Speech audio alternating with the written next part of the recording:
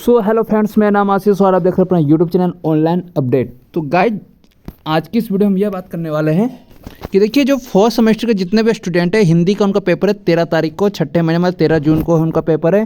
तो इसके जो मेन क्वेश्चन है मैं आपको जरूर बताऊंगा, ठीक है। उसके आंसर भी आपको बताऊंगा, बिल्कुल समझाऊंगा, आपको बिल्कुल सटीक से समझ में आएगा। अगर बहुत अच्छा समझ में आया तो एक लाइक कीजिएगा, कमेंट कीजिएगा। जो भाई बनेगा चैनल पे नए हैं तो चैनल को जरूर सब्सक्राइब कर दीजिएगा ऐसी वीडियो देखने के लिए। और आपको आशा दिलाता हूँ कि आपको बहुत अच्छा समझाऊंगा गाइज, ठीक है। बिल्कुल आपको बुक से समझाऊंगा। लेकिन देखिए, बहुत सारे यूट्यूबर क्या करते हैं, आपको कि अपने से खुद नोट्स बना के, वो फालतू का नोट्स बना के आपको दिखाते हैं कि ये आएगा वो आएगा, ये नहीं। तो मैं आपको बिल्कुल देखिए एसओएल की जो बुक है उसी से आपको बताऊंगा कौन कौन मेन चैप्टर हैं और कौन कौन सा क्वेश्चन है वो आपको जरूर बताऊंगा, ठीक है। उसके क्वेश्चन भी बना के बताऊंगा कि आपको क्वेश्चन किस प्रकार बना के अपने नोट्स अपना खुद से तैयार करना है, ठीक है। तो चलिए ज़्यादा समय नहीं लेते, हम वीडियो स्टार्ट करते हैं, ठीक है। तो देखिए, आपको जो 13 तारीख को पेपर होने वाला आधुनिक भारतीय भाषा हिंदीगत उद्भव और विकास का, हिंदी का अध्ययन सामग्री इकाई 1 से 4, ठीक है। तो ये देखिए आपको दिखा दूं यहाँ। पहले इसकी में कुछ वो बता दो, अनुक्रम क्या देखिए, इकाई 1 में क्या आपका है, हिंदीगत उद्भव और विकास है। सेकंड में हिंदीगत के विभिन्न रूपों का परिचय रहेगा। फिर आत्मकथा, यात्रा, साहित्य, रेखाचित्र, व्यंग, संस्मरण।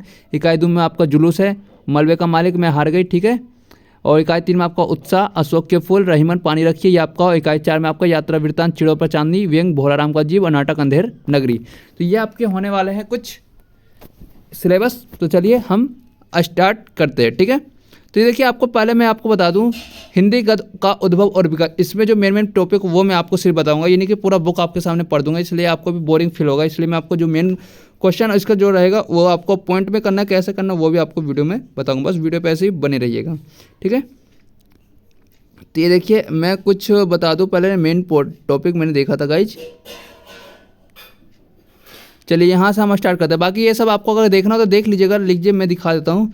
ये आपको इससे हो गया। चलो मैं यहीं से स्टार्ट करता हूँ। देखिए, पहले इसमें क्या करा है कि खड़ी बोली गद का उद्भव और विकास। अब बाद में देखिए क्वेश्चन क्या आ जाएगा, क्वेश्चन आ जाएगा कि खड़ी बोली गद का उद्भव और विकास क्या है, ठीक है। ये आपका क्वेश्चन आ गया है। तो आपको कैसे लिखना है वो मैं आपको बताता हूँ, ठीक है।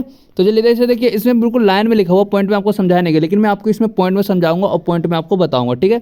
इसमें देखिए क्या कर रहा है, रामचंद्र शुक्ल ने आधुनिक काल को गतकाल की संज्ञा दी है। किसकी संज्ञा दी है? गतकाल की। अब क्वेश्चन आगे इससे कि गतकाल की संज्ञा किसने दी है, तो क्या लिखेगा आप, रामचंद्र शुक्ल ने आधुनिक काल को गतकाल की संज्ञा दी है, ठीक है। अब देखिए क्या है, अंग्रेजों को भारत आगमन और शिक्षा के प्रसार के साथ खड़ी बोली गद का विकास हुआ। खड़ी बोली साहित्य की सूचना 13वीं शताब्दी में मिलती है। कब मिलती है? 13वीं शताब्दी में। क्वेश्चन आ गया कि खड़ी बोली साहित्य की सूचना कितनीवीं शताब्दी में मिलती है, तो आपको लिखना है 13वीं शताब्दी में मिलती है, ठीक है। ये आपका दो पॉइंट होगा। आपको देखिए 2 क्वेश्चन इसमें बन गए आपके। अब देखिए इससे करें, इससे पहले भी इससे पूर्व रूप के कुछ लक्षण मिलते हैं, ठीक है। मध्यकाल में ब्रज भाषा गद का दर्शन होते हैं। क्वेश्चन आ गया आपको, क्या मध्यकाल में किस भाषा का दर्शन होता है, तो ब्रज भाषा गद का दर्शन होता है। और खड़ी बोली के गद के भी कुछ पुराने उदाहरण, ये तो आपको ऐसे ही है, छोड़िए। अब देखिए मैं आपको बताता हूँ कि अब देखिए यहाँ दिखाता हूँ कि इस दृष्टि से कुछ विद्वान गोरखनाथ के शिफ्ट प्रमाण जैसे ग्रंथों में गद के प्रारंभिक रूप को स्वीकार करते हैं।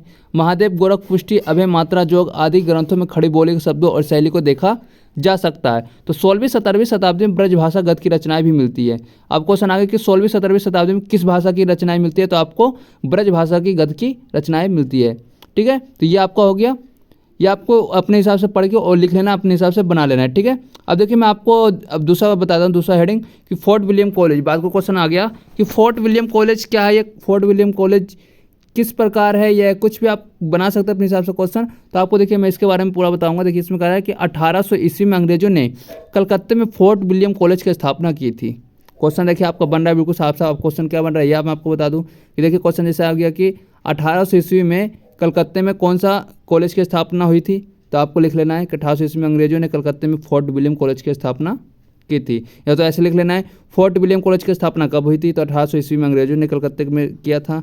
ये आपका 2 क्वेश्चन हो गए इसमें। और स्थापना की और संस्कृत, अरबी, फारसी की शिक्षा के साथ साथ हिंदुस्तानी आदि में पुस्तक लिखाने का कार्य प्रारंभ किया, ठीक है। ये आपका पहला पॉइंट आपको बन गया। अभी क्या है, गिलक्राइस्ट हिंदुस्तानी के अध्यापक के रूप में नियुक्त हुए।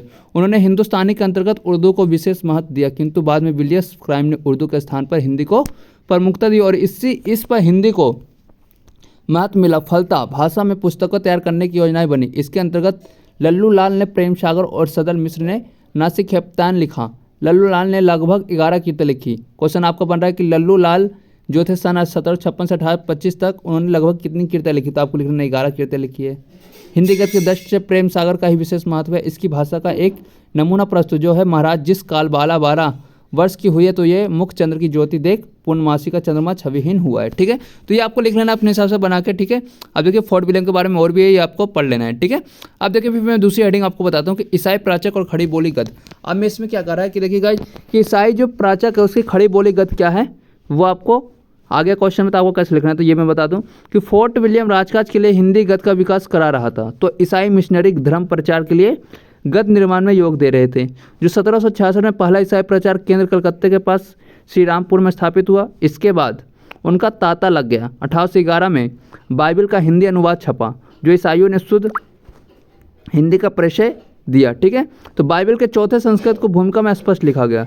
तो किस में लिखा गया, तो चौथे संस्कृत की भूमिका में स्पष्ट में लिखा गया कि हम हिंदुस्तानी की उस बोली का हिंदुआई या हिंदी समझते। तो क्या लिखा गया, तो लिखा गया ये कि हम हिंदुस्तानी की उस बोली को हिंदुआई या हिंदी समझते हैं जो मुख्यतः संस्कृत से बनी है और मुसलमानों के आने से पहले संपूर्ण हिंदुस्तान में बोली जाती है। इससे स्पष्ट है कि किस प्रकार अंग्रेजों के ये स्पष्ट हो गया कि भारत की जनभाषा उर्दू नहीं हिंदी ही है।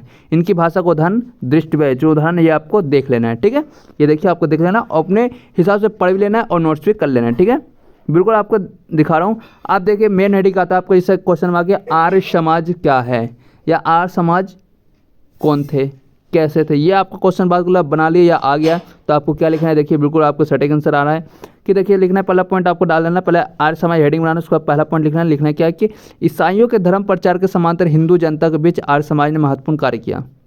स्वामी दयानंद ने 1874 में अपना धर्म ग्रंथ सत्यार्थ प्रकाश लिखा और उनकी प्रेरणा से आर्य समाज ने हिंदी के प्रचार में महत्वपूर्ण योगदान किया, किंतु इसके बावजूद भी इन सब की भूमिका सीमित ही रही। डॉक्टर विजेंद्र अस्तातक ने शब्दों में इन आंदोलनों का इतिवृत्त पढ़कर यह निष्कर्ष निकलता है कि अभी तक हिंदी गद्य के स्वरूप निर्माण एवं विकास के 2 स्वरूप थे। कौन कौन थे, एक तो फोर्ट विलियम कॉलेज तथा दूसरा कौन सा, धार्मिक संस्था है। ठीक है, आपको 2 क्वेश्चन इसमें निकल के आते हैं गाइज कि आंदोलनों के इंटरव्यू पढ़कर निष्कर्ष निकाला कि अभी तक हिंदी गद्य के स्वरूप निर्माण में विकास के कितने स्वरूप आए थे, तो 2 स्वरूप थे। कौन कौन थे, एक तो आपको फोर्ट विलियम कॉलेज था और दूसरा आपका धार्मिक संस्थाएं थी। ठीक है, ये आपके हो गए। तो हिंदी संबंधी नीति भिन्न थी, अतः फोर्ट विलियम कॉलेज से संबंधित पंडितों द्वारा हिंदी गद्य को अपेक्षित शक्ति ना मिल सके। तो ये आपको लिख लेना, इसमें आपको लिख लेना आर्य समाज की भाषा में। ठीक है, अब देखिए यहाँ आपका दूसरा हेडिंग आ रहा था, इसमें क्या कह रहा है कि भारत में अंग्रेजों का अधिपत्य हो गया था। किसका अधिपत्य हो गया था, अंग्रेजों का। वो अपनी भाषा संस्कृति के प्रचार चाहते थे, क्या चाहते थे, प्रचार चाहते थे। तो मुसलमान जनता उर्दू एवं फारसी की पक्षपाती थे, अतः हिंदी गद्य को केवल जनबल का सहारा था। भाषा के विकास में इस दृष्टि से उस समय 3 माध्यम प्रगतिशील रहे। कौन कौन से, पहला शिक्षा संस्था है, दूसरा समाचार पत्र और तीसरा कचहरी है। तो ये आपके 3 जो माध्यम थे वो प्रगतिशील मतलब कि प्रगति मतलब उच्च थे। ठीक है, या आगे बहुत ऊंचे थे ये। तो क्या कहते हैं, शिक्षा संस्था है, समाचार पत्र, कचहरियाँ, ये आपके 3 मुख्य थे। ठीक है, अब इसका फिर खड़ी बोली गद्य के प्रसार में शिक्षा संस्थाओं, कचहरियों और पत्र पत्रिकाओं का भी योगदान रहा है। तो ये आपको पढ़ लेना है थोड़ा सा अपने दिमाग से। ठीक है, अब जो मैं मेन वही बता रहा हूँ बिल्कुल। ठीक है, आपको कहाँ से करना है।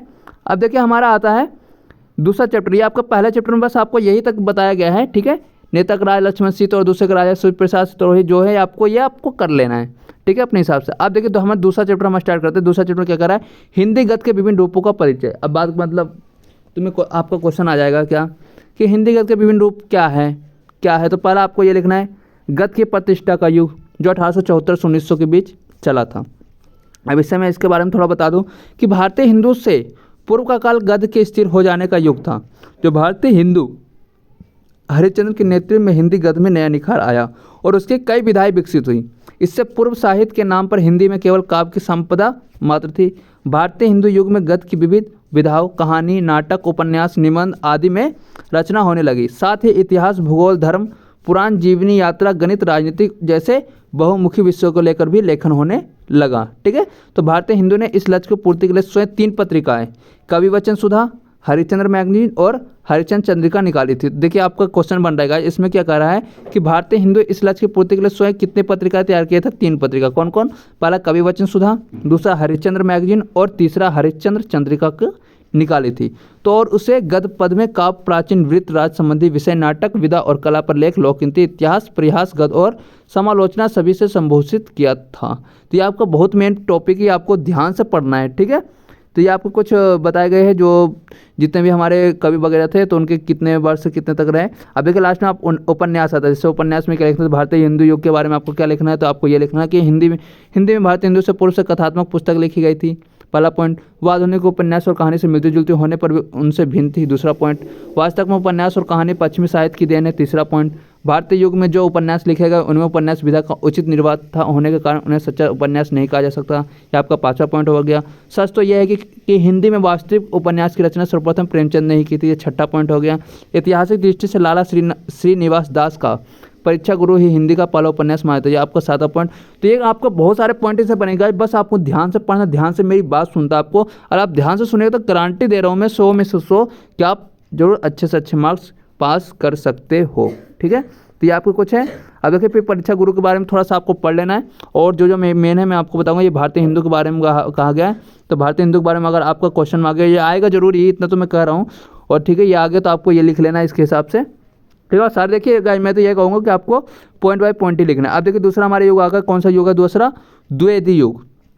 कौन सा युग, द्विवेदी युग। तो द्विवेदी युग में क्या है, इसकी भी कुछ हम बताते हैं कि द्विवेदी युग में भी मौलिक और अनुदिक दोनों प्रकार का उपन्यासों का प्रकाशन हुआ है। इस समय अधिकतर तिलस्म, एआरी, जासूसी और रोमांस के कथानक प्रस्तुत किए गए हैं। उपन्यास घटना प्रधान बना रहा है। अंग्रेजी में भी साहसिक, जासूसी तथा प्रेमचर्या प्रधान उपन्यासों का अनुवाद हुआ है। इस युग के 3 उपन्यासकार बहुत प्रसिद्ध है। कौन कौन थे, पहला देवकीनंदन खन्नी, किशोरी लाल गोस्वामी और गोपाल राम गहमारी।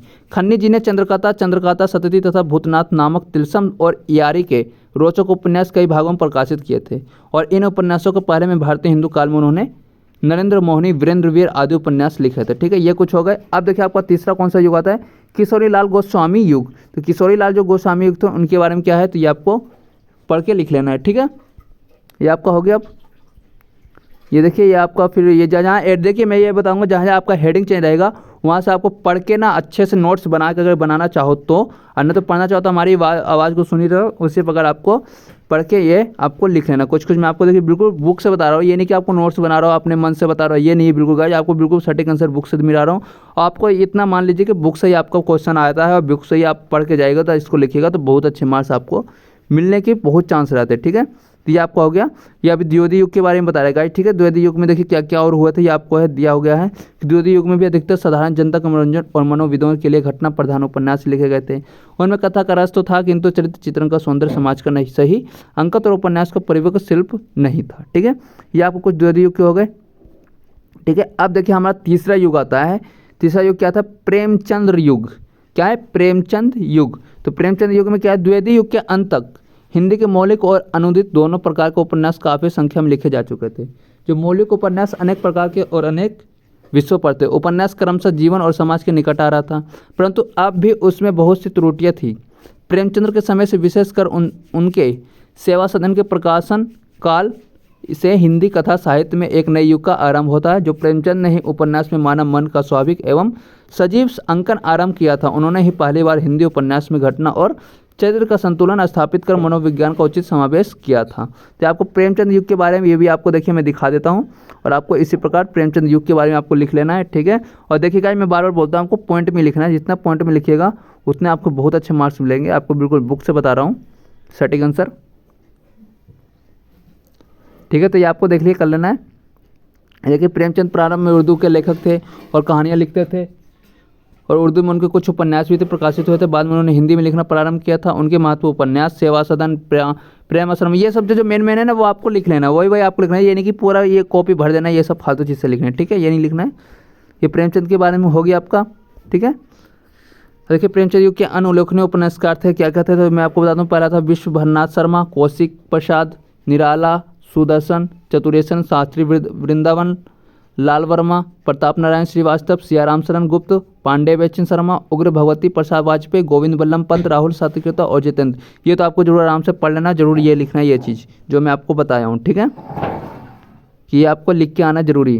ठीक है, अब वृंदावन लाल वर्मा ने इतिहास के तथ्य को पूर्णतः रक्षा करते हुए एक महत्वपूर्ण ऐतिहासिक उपन्यासों की रचना की थी।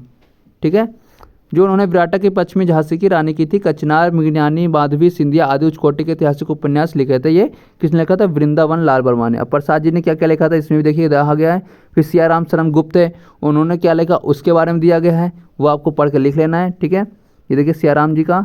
अब देखिए आपकी भगवती प्रसाद वाजपेयी, इन्होंने क्या क्या लिखा है ये आपको लिख लेना है पढ़ के अपने हिसाब से। जब नोट्स बना रहे हो या तो आप पढ़ रहे हो तो आराम से पढ़ लीजिएगा ध्यान से बिल्कुल गाइज, ठीक है। अगर मैं इतना बताऊं तो आपको वीडियो बहुत लंबी हो सकती है और आपको समझ में भी नहीं आएगा, आपको बोरिंग वीडियो फील लगेगी, ठीक है। इसलिए मैं आपको सोच रहा हूँ कि शॉर्ट ही वीडियो रहे लेकिन आपको समझ में बहुत अच्छे से आए बस। आप देखिए मैं आपका चौथा युग 5वां युग बताता हूँ, प्रेमचंद्रोत्तर युग। प्रेमचंद्रोत्तर युग में क्या क्या, तो ये आपको थोड़ी सी उसमें बता देता हूँ कि प्रेमचंद्र के बाद हिंदी उपन्यास कई मोड़ों से गुजरता हुआ दिखाई पड़ता है। सन किससे 40 से 50 तक की कला विधि को उपन्यास मुख्यतः फ्रायड और मार्क्स की विचारधारा से, सन 50 से 60 तक के उपन्यास प्रयोगात्मक विशेषताओं से और सन 60 से अब तक उपन्यास आधुनिकतावादी विचारधारा से प्रभावित हैं। प्रेमचंद्र समाज की स्वीकृत मान्यताओं के भीतर संघर्ष करते रहे किंतु प्रथम महायुद्ध के बाद पश्चिम के पुराने मूल्यों का तेजी के साथ विखंडन हुआ। फ्रायड ने काम संबंधी मान्यताओं को नैतिकता अनेकता से परे बताकर सामाजिक नैतिकता के आगे प्रश्न चिन्ह लगा दिया। पूंजीवादी समाज में व्यक्ति चेतना उभर कर सामने आई। मार्क्स ने समाज चेतना पर विशेष बल दिया। हिंदी उपन्यास इन विचारधारा से प्रभावित हुआ बिना ना रहा, ठीक है। तो ये आपका प्रेमचंद युग हो गया। अब इनमें क्या है कि इनमें जो जो लेखक तो उनके बारे में थोड़ा बताया गया, वो देखिए आपको मैं दिखा दूंगा। देखिए पहला आपका इलाज चंद्र जोशी हो गए, ठीक है, इलाज चंद्र जोशी हो गए। दूसरा आपको प्रेमचंद उपन्यासों में अपनी विशेष विचारधारा, ईमानदारी और साझा शक्ति के कारण क्या क्या हुआ था जो यशपाल के द्वारा हुआ था, ये आपको देखिए लिख लेना है कि स्वतंत्र व्यक्ति बना लिया गया। ऐतिहासिक दृष्टि से यशपाल ने प्रेमचंद को उपन्यास परंपरा के आगे कड़ी के रूप में माना जा सकता है। यशपाल का प्रारंभिक जीवन क्रांतिकारी दल से संबंध था, वह इसके सक्रिय सदस्य थे, इसके लिए उन्हें 14 वर्ष का कारावास भी मिला था। तो ये आपके हो गए। अब देखिए आता है रामेश्वर शुक्ल। ये छोटे छोटे बिल्कुल आपके बिल्कुल आराम से लिख लेना है, आराम से नोट्स बना तो नोट्स बना सकते हो बिल्कुल आराम से गाइज, ठीक है। ये आपका भगवती चरण वर्मा, भगवती चरण वर्मा उसके बारे में आपको बताया गया तो वो आपको लिख लेना है, ठीक है। अब देखिए फिर आपका उपनेंद्र अशक, जो उपेंद्रनाथ अशक थे उनके बारे में ये कहा गया, तो उन्होंने क्या कौन कौन सी मतलब कथ लिखा है, कौन कौन सी गद्य लिखा है वो आपको दिखाया गया है, उसके बारे में बताया गया उनके बारे में। तो ये सब आपको बहुत मेन टॉपिक है गाइस, ये बहुत आ सकता है आपको, मैं कह रहा हूँ ये। अब देखिए आपका अमृतलाल नागर, अमृतलाल नागर इसके बारे में क्या क्या है, तो ये आपको देखिए लिख लेना, आपके सामने बिल्कुल आ रखा है, पढ़ लेना है, लिख लेना जो भी आपको, ठीक है। अब देखिए ग्रामाचाल को ही संप्रगता चित्रित करने वाले उपन्यासों को आज अचालिक कहर अचालिकता को अर्थ के सीमित कर दिया गया था, ठीक है। ये आपके हो गए। ये फनिश्वर उन्हीं के बारे में ये बताया गया है, ठीक है। तो ये कुछ आंसर आपके हो गए, मेन हेडिंग थे जो मैंने आपको बता दिए हैं बिल्कुल। और जहाँ ये सब तो ज़्यादा नहीं लिखना है, ये तो मैं आपको दिखा रहा हूँ, बट आपको वही मेन टॉपिक लिखना है अपने हिसाब से बना के पढ़ के, जो आपको अच्छा लगे मेन लगे, ठीक है। ये आपके कुछ हो गए। अब देखिए फिर कुछ आता है हमारे पास आता है, ये क्या है कि यौन विकृति में पना खोजने, पहले क्या कह रहा है ये थोड़ा पढ़ ले कि देखिए किसको 3 श्रेणी में बांटा गया। तो यौदोगरी महानगरीय सभ्यता बदलते हुए मानसिक परिवेश और भ्रष्ट व्यवस्था के कारण आज व्यक्ति यांत्रिक अजनबी अकेला या विद्रोही हो गया। इसके अभियुक्तता मुख्यतः साठोत्तरी साहित्य में होती है, भले ये उपन्यास नाटक की अपेक्षा इसका तेवर कविता और कहानी में ही अधिक तेजस्वीपूर्ण दिखाई देता है। इस प्रकार के उपन्यासों को 3 श्रेणी में बांटा जाता है, किस किस में। तो पहला आपका यौन विकृति में पना खोजने वाले उपन्यास मोहन राकेश के, ठीक है। ये आपको उसके बारे में थोड़ा सा लिख लेना, पढ़ लेना है, ठीक है। कि अगर मैं ज़्यादा बताऊंगा तो वीडियो बहुत लंबी हो जाएगी, तो आपको भी थोड़ा ज़्यादा बोरिंग फील होगा, इसलिए मैं सोचता हूँ आप खुद अपने मेहनत से थोड़ा सा पढ़िए तो अच्छा रहेगा। मैं आपको लेकिन आपकी सपोर्ट में पूरा करूँगा, ठीक है। अब देखिए दूसरा आपको क्या है कि दी हुई मान्यता स्थितियों में बेमल व्यक्ति को चित्रित करने वाले उपन्यास, इसमें ज़्यादा बड़ा नहीं, छोटा ही बिल्कुल, ये तो आप आराम से पढ़ सकते हैं। तीसरा आपका व्यवस्था की घुटन की अपनी नियमित मानने या उसके विरुद्ध युद्ध करने वाले उपन्यास हो गए, ठीक है। ये आपके तीसरे कुछ पॉइंट हो गए, ये आपके कुछ आंसर हो गए। ये देखिए आपको मैं दिखा दूँ, जो मेन है वही आपको लिखना है। मैं बार बार ये चीज़ बोलता हूँ कि जो मेन है वही आपको लिखना है, ज़्यादा घबराने वाली जरूरत नहीं है। अब देखिए लास्ट में आपका इसका निबंध आता है कि निबंध में क्या क्या है। तो निबंध में आपको लिख लेना है, हिंदी निबंध का जन्म भारतीय काल हिंदू में हुआ था, यह नवजागरण का समय था, भारतीय की दिन दुखी दिशा की और लेखकों को बहुत ध्यान था, पुराने गौरव मान ज्ञान बल वैभव को फिलाने का प्रयत्न हो रहा था, लेखक अपनी भाषा को भी हर प्रकार से संपन्न और उन्नत करने में लग गए थे, और सबसे बड़ी बात यह थी कि इस काल के लेखक स्वतंत्र विचारों के थे, ठीक है। ये आपको देखिए कुछ है, ये आपको लिख लेना है भारतीय हिंदू जी के बारे में, बात मतलब आपको आगे के भारतीय हिंदू जी के बारे में निबंध लिखे, तो ये निबंध आपको लिख लेना है भारतीय हिंदू के बारे में, ठीक है। देखिए फिर आपका बालकृष्ण भट्ट है, इनके बारे में हो गया, कितने कितने मैं आपको बता दूंगा। एक तो भारतेंदु इंदौर चंद होगा, आपको बालकृष्ण भट्ट हो गया, इनके बारे में भी है, और किन के बारे में निबंध है वो भी मैं आपको दिखा दूंगा। तो जो मेन है वो आपको लिखना है, ठीक है। अब देखिए तीसरा आपका बाल मुकुंद गुप्त, तीसरा आपको क्या है बाल मुकुंद गुप्त, इसके बारे में आ सकता है। तो टोटल कितने में आपको बता दूँ। अब देखिए द्विवेदी युग, द्विवेदी युग के बारे में भी आ सकता है भाई, ये आपको कर लेना है, ठीक है। तो ये कुछ इसके कुछ आंसर थे, वो मैंने आपको बता दिए हैं। देखिए माधव प्रसाद मिश्र, अध्यापक पुण्य सिंह, ये सब जो है ये आपको अगर अच्छा लगे तो आपको लिख लीजिएगा, पढ़ लीजिएगा, ठीक है। इसके बहुत सारे युग हैं, तो ज़्यादा युग नहीं, इसमें 2-4 युग मैंने आपको बता दिए, ये सब आपको कर लेना है। अब ज़्यादा इसमें नहीं है जो मैं आपको बता सकूँ, ठीक है। अब मैं चैप्टर नंबर जो 3 है, आपको चैप्टर नंबर 3 में क्या करा है मैं आपको थोड़ा दिखा दूँ पहले कि चैप्टर नंबर 3 आपको क्या है।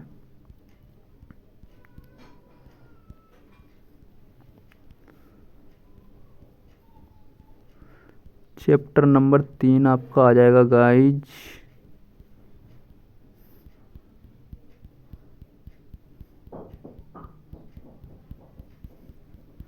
दो तो बहुत बड़ा है, सब फालतू चीज़ भरी हुई है इसमें जो आपके काम की है ही नहीं।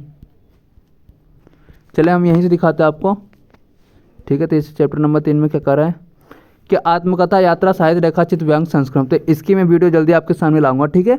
अगली नेक्स्ट वीडियो इसी के ऊपर रहेगी चैप्टर नंबर 3 के। तो मैंने आपको फर्स्ट और सेकंड बता दिया है, ठीक है। तो ये दोनों पहले आप ध्यान से पढ़ लीजिए क्योंकि आपको 13 तारीख का पेपर है, बहुत टाइम है तो आपके पास।